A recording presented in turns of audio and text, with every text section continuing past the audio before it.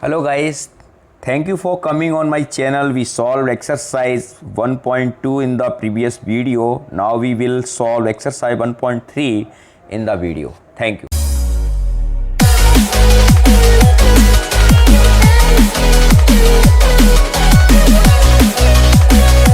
Hello guys, यहाँ देखिए हम एक्सरसाइज 1.3 को सॉल्व करने जा रहे हैं। तो उससे पहले इस एक्सरसाइज में से एक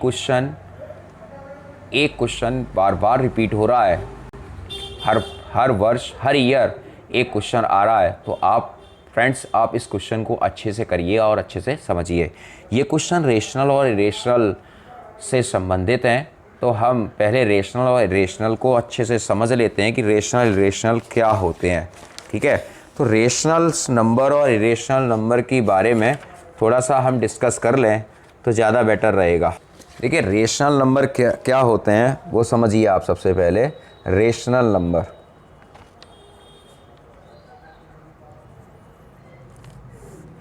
देखिए दो इंटीजर होते हैं p और p एंड q, दोनों ही पॉजिटिव या नेगेटिव हो सकते हैं। ठीक है, लेकिन इनकी फॉर्म जो होती है रेशनल नंबर की वो इस तरीके से होती है जहाँ पर where q is not equal 0। ये रेशनल नंबर की एक डेफिनेशन है कि the number which are in the form p upon q where p and q integer and q is not equal 0। ये रेशनल नंबर की एक definition are called the rational number. अब rational number दो तरीके से defined हमारे सामने होते हैं। पहला पॉइंट जो है वो है इस तरीके से 1/4। अगर हम इसका 4 का 1 में डिवाइड करते हैं तो क्या आता है, पॉइंट लगाया 0 लगाया, फिर 4 2 जा 8, फिर ये 2 बचा, 0 बढ़ाया, 4 5 जा 20, है ना। तो ये जो कैंसिल होके जो वैल्यू आई वो 0.25 आई। इसके आगे कोई वैल्यू हमारे पास नहीं आएगी। सेकंड वैल्यू इस टाइप से भी रेशनल नंबर होते हैं, जैसे ये 2/3 है। ठीक है, ये भी एक रेशनल नंबर है, ये टर्मिनेटिंग नंबर है। ठीक है, और जैसे यहाँ 3 का डिवाइड हमने 2 में लगाया, पॉइंट लगाया, 0 यहाँ बढ़ाई, ये 3 6 या 18 होते हैं, फिर 2 बढ़ाया, फिर 20 हो गए। इस तरीके से ये बार बार, ठीक है, एंड सो ऑन 0.666। यानी ये जो नंबर है वो आपका, जैसे मैंने पहला एग्जांपल जो दिया है वो है decimal represented rational number 1/4 terminating. ठीक है, ये नंबर टर्मिनेटिंग है और ये नॉन टर्मिनेटिंग है। ठीक है, ये नंबर जो 2/3 है वो नॉन टर्मिनेटिंग है। इस टाइप के रेशनल नंबर होते हैं। अब आ जाइए इरेशनल नंबर की बात। इरेशनल नंबर्स किस टाइप के होते हैं? ठीक है, इरेशनल नंबर की क्या डेफिनेशन है वो समझिए। The number which when expressed in the decimal from the expression non terminating and non repeating decimal number as non irrational number. For example के माध्यम से हम इसको समझते हैं। जैसे इसका एग्जांपल है 2.10, 2.100, 2.1000, ठीक है, and so on. Non terminating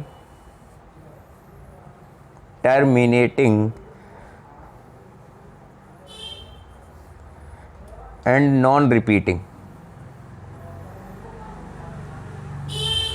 repeating decimal. ठीक है, इस तरीके से भी एक एग्जांपल दूसरा और देख लीजिए 1.76, ठीक है, 776, 776 and so on. Non terminating, non repeating decimal and so it is a irrational number. इस टाइप के भी इरेशनल नंबर होते हैं।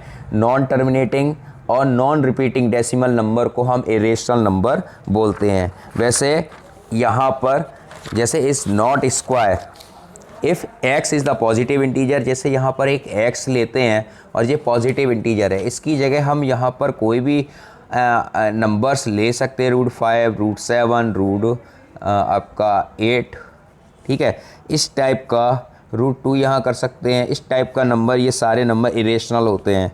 अब यहाँ पर इरेशनल नंबर में हम ये भी लिख सकते हैं 3√7, ठीक है, 4√10। इस टाइप के नंबर भी इरेशनल नंबर की पहचान में आते हैं।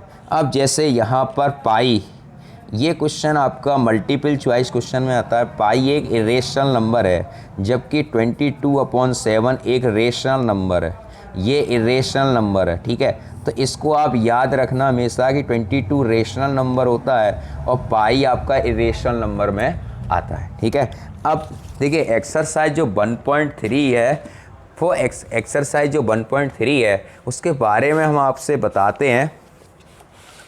ये जो क्वेश्चन है जो एक्सरसाइज 1.3 है, ये जो एक्सरसाइज है वो सारी थ्योरेटिकल रूप से लिखी हुई है। वैसे इसमें कुछ भी लिखने में कोई कलाकारी नहीं है, लेकिन फिर भी मैंने क्वेश्चन को करा है आपके सामने। कुछ बच्चों के कमेंट्स मेरे पास आते हैं कि सर ये थोड़ी सी लैंग्वेज इसमें थोड़ी सी ज़्यादा है, तो लैंग्वेज तो आपको लिखनी पड़ेगी, ठीक है। मैं पहले ही आपको बता दे रहा हूँ वीडियो देखने से पहले।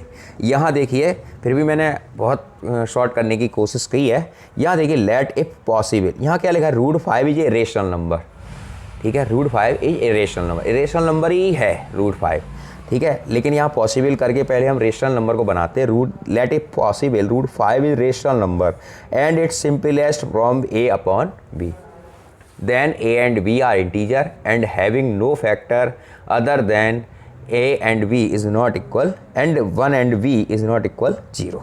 √5 a upon b, ठीक है, पहला स्टेप हो गया। फिर इसके बाद squaring on both side, 5/1 equal a square upon b square, तो a स्क्वायर बराबर 5b स्क्वायर, ओके। यहाँ देखिए a स्क्वायर बराबर 5b स्क्वायर। अब यहाँ देखिए अगर हम 5b स्क्वायर है, यहाँ से हम 5 का डिवाइड दें, 5 का डिवाइड आराम से इसमें चला जाएगा, है ना। तो a स्क्वायर में भी डिवीजन 5 का चला सकता है, ठीक।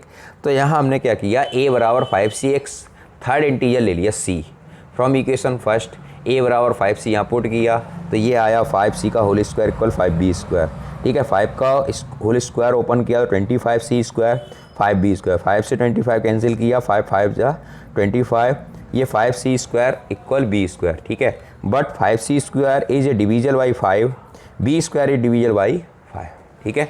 अब यहाँ देखिए ज़रा, b is divisible by 5, let b बराबर 5d for some integer d। अब d ले लिया, पहले c लिया तब d ले लिया।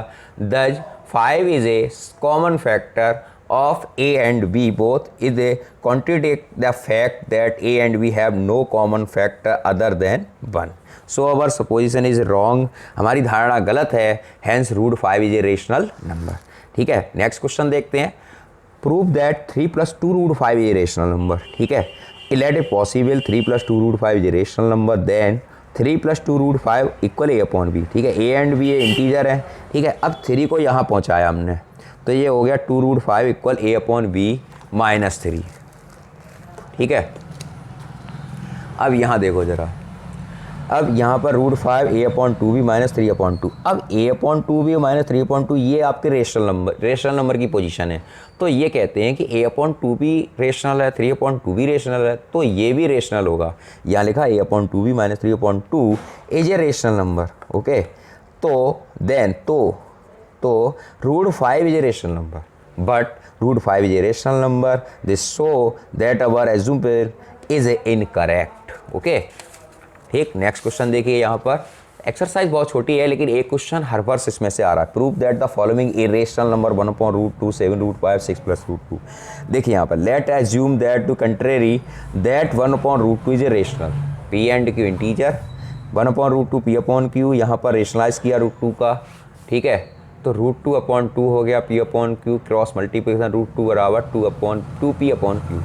Since p and q are integer, 2p/q is a rational and so √2 is a rational, but this contradict the fact that √2 is a rational, so we conclude that 1/√2 is a rational. Second question देखिए, इसका 7 √5 है, ठीक है। Let a possible 7 √5 is rational, that is p and q integer, 7 √5 equal p/q, √5 equal p/7q, ठीक है। Since p and q are integer, p/7q rational number and so is a √5, but this contradict that fact that √5 is a rational number, so we conclude that 7 √5 is a rational number. देखिए बस लिखने का एक तरीका है, उसी हिसाब से आपको लिखना है।